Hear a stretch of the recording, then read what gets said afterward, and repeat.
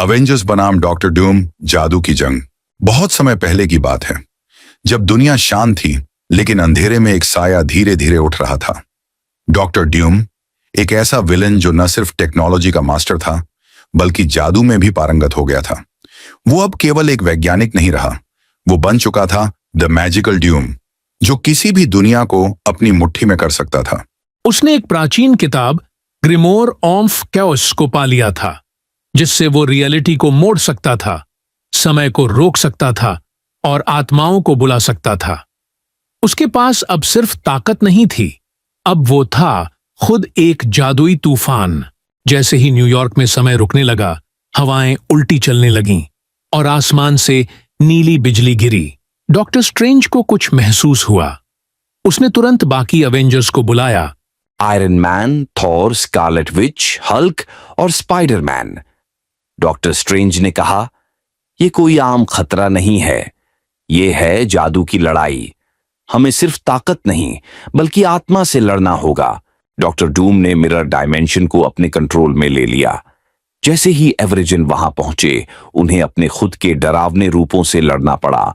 Thor की ताकत वहां कमजोर हो गई, आयरन मैन का आर्मर उड़ने लगा, हल्क को अपने ही क्रोध से जूझना पड़ा, पर स्कारलेट विच ने अपने केओस मैजिक से मिरर डायमेंशन को तोड़ दिया। अब असली लड़ाई शुरू होती है, डूम ने कहा, और आसमान लाल हो गया। डूम ने सोल्स ऑफ द फॉरगॉटन को बुलाया, हजारों आत्माएं जो एवेंजर्स पर टूट पड़ीं। डॉक्टर स्ट्रेंज ने शील्ड ऑफ विशांति बनाया, पर डूम ने टाइम लूप कर्स डाल दिया। हर बार लड़ाई वहीं से शुरू होती। स्कारलेट विच और स्ट्रेंज ने मिलकर एक एंशिएंट स्पेल काल चक्रा मुक्ति किया और डूम के टाइम मैजिक को उलट दिया। डॉक्टर डूम ने रियलिटी ब्रेकर स्पेल शुरू कर दिया।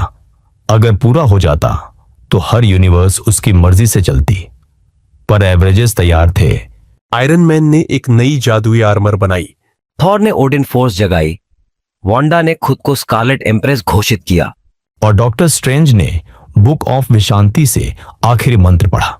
जैसे ही डूम ने अंतिम शब्द बोला, एवरजेंस ने मिलकर एक यूनिटी स्पेल किया, जिसमें सभी की आत्मा एक साथ जुड़ी और डूम की आत्मा को उसके ही जादू से बांध दिया गया।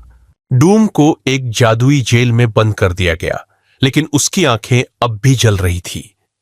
मैं लौटूंगा और अगली बार जादू मेरा नहीं, तुम्हारा शस्त्र बनेगा। अगर आपको यह स्टोरी पसंद आई तो बताइए। मैं इसका अगला पार्ट भी बनाऊंगा, जिसमें डॉक्टर डूम कंग और लोकी से मिलकर एवरेजेंस की आत्माओं को कैद करने की प्लानिंग करेगा।